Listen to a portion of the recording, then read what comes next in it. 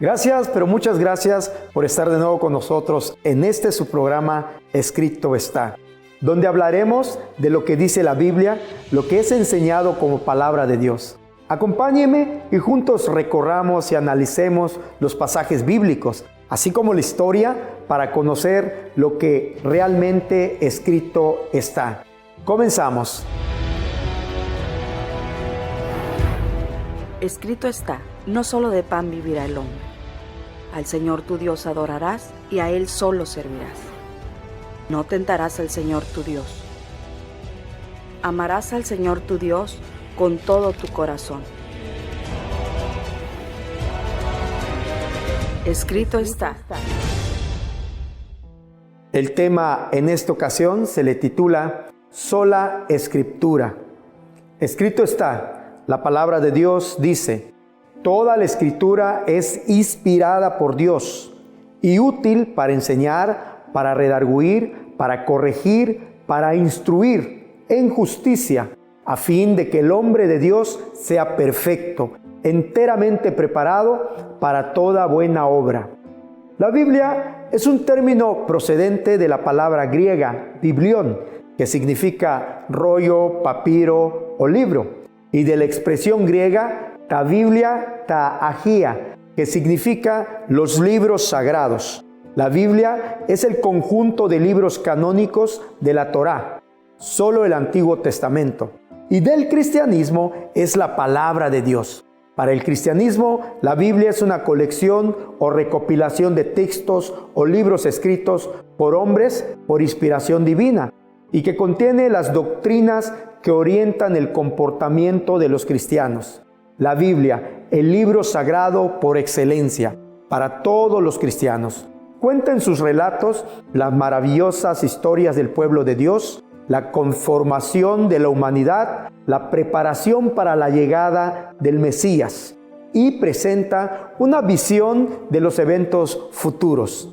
Dentro de sus páginas se narran las historias de imperios, naciones y personas que intentan llevarnos a ver cómo es que Dios se relacionaba con los suyos y con los de afuera.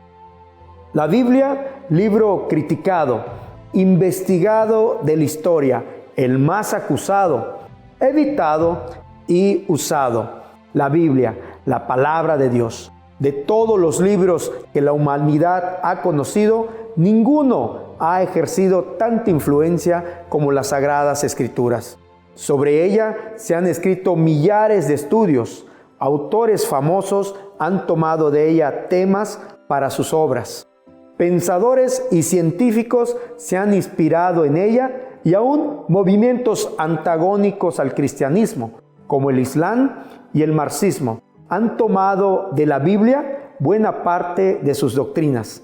Completa o simple y sencillamente en algunas partes ha sido traducida a más de 1000 idiomas y brinda base doctrinal a centenares de iglesias en culturas y situaciones muy diversas. A través de los siglos, la Biblia fue tomada y transformada, amoldada, usada para los propósitos más loables hasta los más ruines. La palabra de Dios nos enseña que en los tiempos antiguos, como en los actuales, sería buscada con ansiedad esta palabra, esta escritura, la Biblia. Como es mencionado, he aquí, vienen días, dice Jehová el Señor, en los cuales enviaré hambre a la tierra, no hambre de pan, ni sed de agua, sino de oír la palabra de Jehová. E irán errantes de mar a mar, desde el norte hasta el oriente, discurrirán buscando palabra de Jehová y no la hallarán. A través de la historia, la Biblia fue objeto de uso en los mensajes, cumpliendo su propósito, servir de guía al pueblo de Dios. Por ejemplo, en los siglos antes de Cristo surgieron algunos puntos que son importantes conocer. De qué manera la Biblia, la palabra de Dios, la Escritura, fue interpretada y usada, o más bien adaptada para su enseñanza a la gente. En el año 300 antes de Cristo, Alejandro Magno construyó la ciudad de Alejandría, llevando judíos, aproximadamente unos 500,000, y tomó otra parte de griegos y fundó la ciudad de Alejandría. Esto estaba muy bien, pero el problema fue que después de 2 generaciones los judíos ya no hablaban hebreo. Entonces fue necesario que se les tradujera la Biblia al griego para poder leerla. Por lo que en el segundo siglo antes de Cristo, en Alejandría, Egipto, se estaban juntando libros para la famosa biblioteca de Alejandría. Un día, el rey de Egipto, porque ya no había faraones, le preguntó a Demetrio de Farelum, el encargado de la biblioteca, ¿por qué no había una copia de la ley de los judíos? Pues él había oído que eran buenos libros. Demetrio le contestó que había que traducirlos, pues estaban escritos en dialecto hebreo, que usaba un alfabeto muy peculiar, y debían ser muy metódicos en la traducción de la misma, ya que manejaba temas sumamente importantes, como lo menciona la Escritura, que dice: escudriñad las Escrituras, porque a vosotros os parece que en ella tenéis la vida eterna, y ellas son las que dan testimonio de mí. Esto le pareció bien al rey, y envió una carta al sumo sacerdote del templo de Jerusalén para pedir su ayuda. En la carta preguntó si sería posible enviar 6 representantes, hombres sabios y educados en la ley de Moisés, de cada una de las 12 tribus de Israel, para ayudar en la traducción de esta Biblia para la biblioteca de Alejandría. El sumo sacerdote concordó, envió los 72 eruditos a Egipto, personas sabias como habían sido requeridos, personas que conocieran de la ley, que pudieran traducirla, los cuales asombraron al rey con su sabiduría. Después de días de labor, se completó la traducción del Pentateuco, los 5 primeros libros de la Biblia. Después reunieron a todos los judíos de Alejandría para que ellos vieran el resultado del trabajo de estos 72 eruditos. Y al leer la traducción, los judíos de Alejandría declararon que era perfecta y no requería cambio alguno. Quiero invitarle a que vayamos a un pequeño corte y volvemos en su programa Escrito está.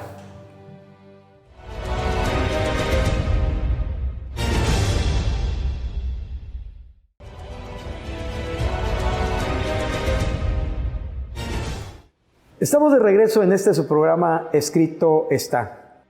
Después de que se llevó a cabo la traducción de la Biblia de los judíos, fueron llamados y checaron y se dieron cuenta que era perfecta y no requería cambio alguno. Como lo mencionan las cartas de un escritor de la época, que dice: así se dice que se completó la traducción de la ley de Moisés, del hebreo al griego, por 72 traductores en 72 días, dando como resultado la Septuaginta. ¿Por qué es importante esta traducción? ¿Qué tiene que ver con la Biblia que nosotros usamos actualmente? Bueno, en realidad es muy importante, ya que nos ayuda a entender el griego del Nuevo Testamento. La Septuaginta fue escrita en un tipo de griego peculiar llamado koiné, que quiere decir común. No era el griego literario de los filósofos, de Aristóteles, de Platón, de esos escritores, sino el de la gente, del vulgo. Bueno, este mismo griego en que fue escrito el Nuevo Testamento es precisamente el que tenemos como traducción hoy en día. Entonces, la Septuaginta es como una base de datos que nos ayuda a entender mejor las palabras que se usan en el Nuevo Testamento.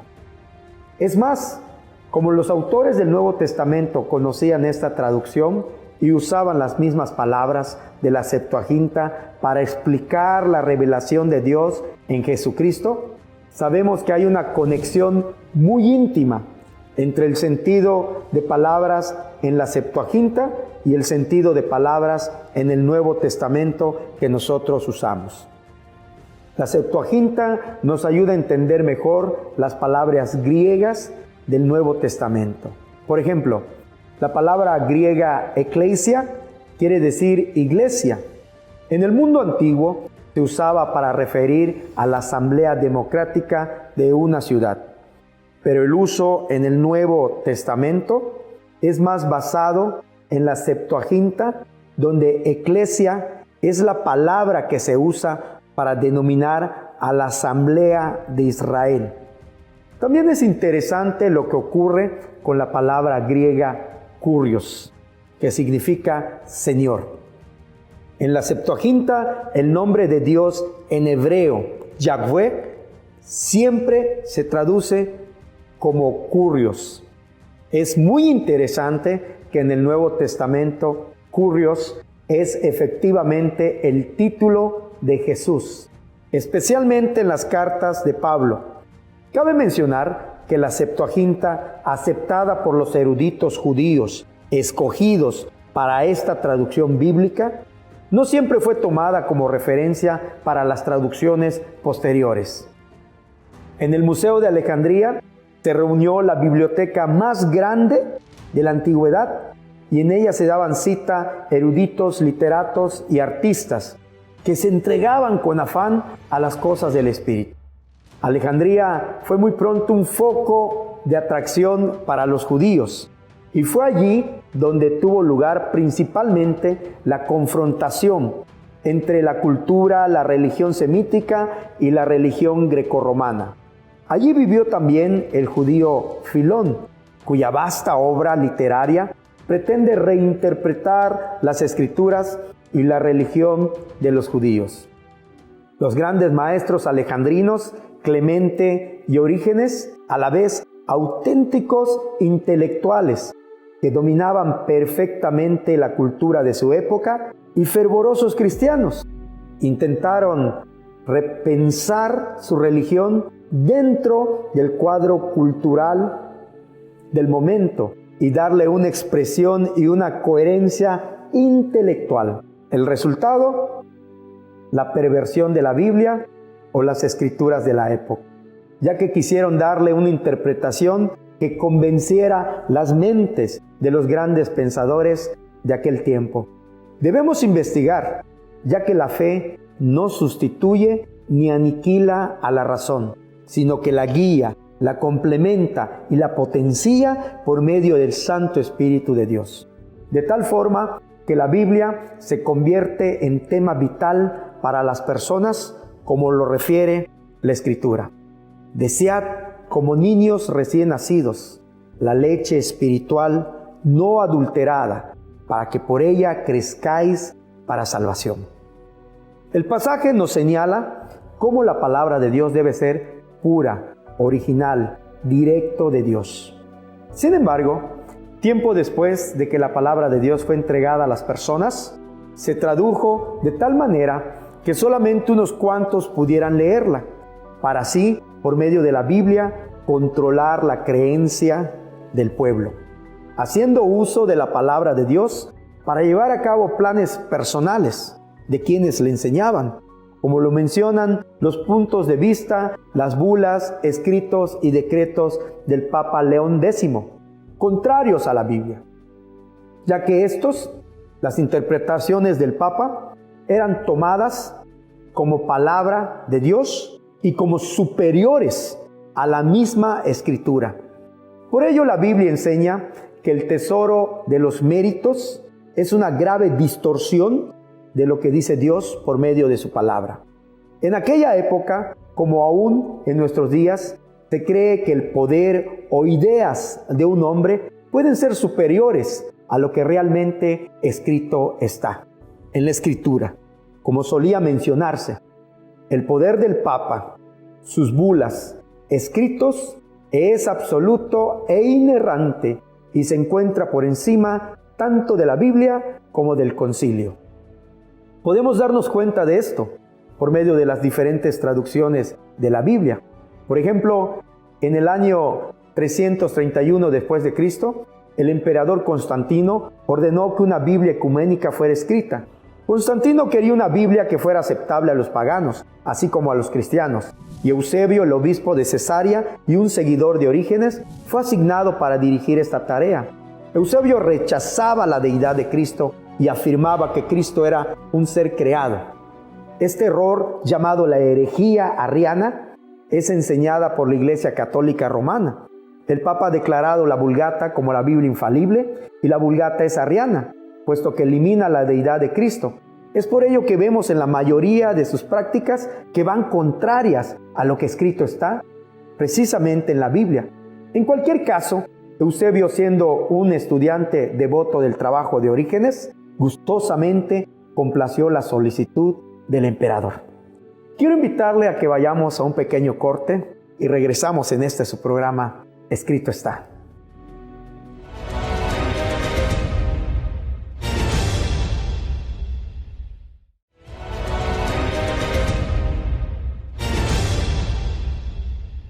Estamos de regreso en su programa Escrito está.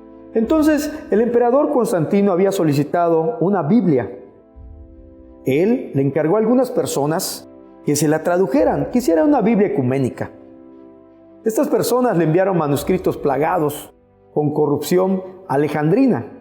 Ahora, ¿cuáles fueron los textos o manuscritos utilizados para crear esta Biblia? Aún no lo sabemos, pero lo que ya mencionamos cobra vital relevancia de cómo algunas sectas y denominaciones tomaron esta Biblia, la Biblia ecuménica, ordenada por Constantino para enseñar a sus seguidores, creando diferentes formas e interpretaciones contrarias a la palabra de Dios, que dice: toma un rollo de libro y escribe en él todas las palabras que te he hablado contra Israel y contra Judá y contra todas las naciones desde el día que comencé a hablarte, desde los días de Josías hasta hoy.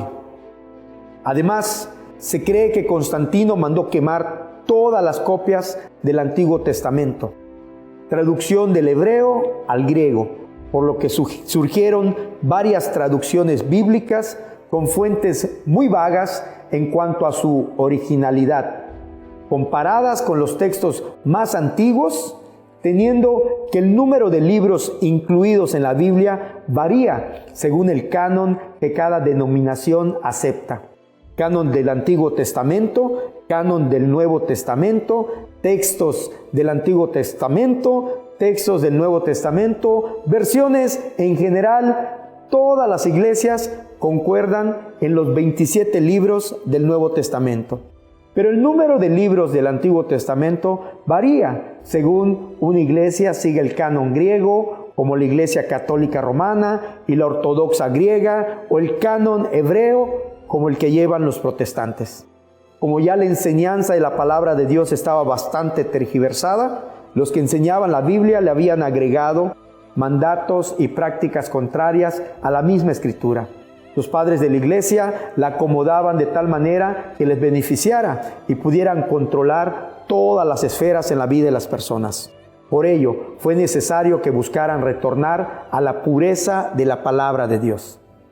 Y es así como surge un problema entre ellos, que dio origen a la Reforma Protestante, que buscaba, entre otras cosas, que las personas tuvieran una copia fiel de las Sagradas Escrituras, lo más apegado a la versión autorizada por los 70. ¿Se acuerda usted de la Septuaginta? Bueno, por ello, y a consecuencia de los libros integrados en la Biblia Católica Romana, que incluye libros apócrifos de poca credibilidad, así como de algunos otros que contradicen la palabra de Dios o sus mandamientos. La Biblia de los protestantes es diferente, o más bien trae menos libros que de la Iglesia Católica Romana. Pero vamos a la historia para ver un poco más de fondo acerca del tema. Martín Lutero dijo: yo niego que el Papa esté por encima de la Biblia. Posiblemente para las personas de este siglo, las referencias resulten un tanto distantes. Sin embargo, la crítica llevada a cabo por Lutero sobre la base de las indulgencias y enseñar la justificación por la fe estaba completamente apegada a la Biblia, pero de la Septuaginta, y no de la Vulgata, versión en latín solo para los sacerdotes. El error de la Iglesia Católica Romana estaba en pensar que Lutero, un profesor de teología bíblica, a fin de cuentas iba a encontrar convincentes unos argumentos basados única y exclusivamente en la autoridad eclesiástica. La respuesta de Lutero, y no puede sorprender a nadie hoy en día, es que precisamente ninguna persona, nadie está por encima de las Escrituras, y que solamente la Escritura es la fuente de fe y práctica, lo que creemos y lo que hacemos. Así pues, la Reforma Protestante tuvo éxito al hacer que la Escritura, y solo la Escritura, llegara a manos de la gran mayoría de las personas, como en nuestros días. Aunque en la actualidad se sigue practicando aquello de tratar de interpretar la Biblia, las Escrituras, buscando apegarse a los lenguajes de la época y tristemente en ocasiones distorsionando el sentido original de las palabras entregadas por Dios, como podemos darnos cuenta en los diferentes movimientos ecuménicos que presentan la Biblia evangélica, pero que en sus enseñanzas se enfatiza la Biblia ecuménica, traducida con aires de la Vulgata, que hace énfasis en el materialismo, la superficialidad, a través del consumo de bienes, quieren y desean encontrar la felicidad, productos publicitarios y el aumento del individualismo en contra de la vida en comunidad, como enseñan las Sagradas Escrituras. A lo que precisamente la Biblia nos enseña, pues no somos como muchos que medran falsificando la palabra de Dios, sino que con sinceridad, como de parte de Dios y delante de Dios, hablamos en Cristo. Es de señalar cómo la Biblia ecuménica es utilizada por algunos líderes pseudoevangélicos, convertido en el refugio al que muchos están acudiendo hoy en día, buscando respuestas para sus necesidades, para llenar su vacío espiritual y tratar de encontrar esperanza para sus vidas. Ahora, y como vimos hace algunos siglos, los ecuménicos actuales han adoptado esas viejas mañas de querer controlar todo, aún la vida de las personas, con sus ideas y profecías fuera de la Biblia, ostentándose como enviado de Dios, vagos en sus interpretaciones, ostentosos de títulos, pseudoprofetas, pseudoapóstoles, profetisas y toda clase de nombres que hace recordar cómo en los viejos tiempos la Biblia era utilizada para conseguir los más ruines y bajos fines que se haya tenido registro. Pero la Escritura lo enseña de la siguiente manera: aunque suba Babilonia hasta el cielo y se fortifique en las alturas, de mí vendrán a ella destruidores, dice Jehová. Todos los que creen y tienen la convicción de que la gracia y la verdad nos han sido dadas por Dios a través de la Biblia, saben que Cristo es la verdad.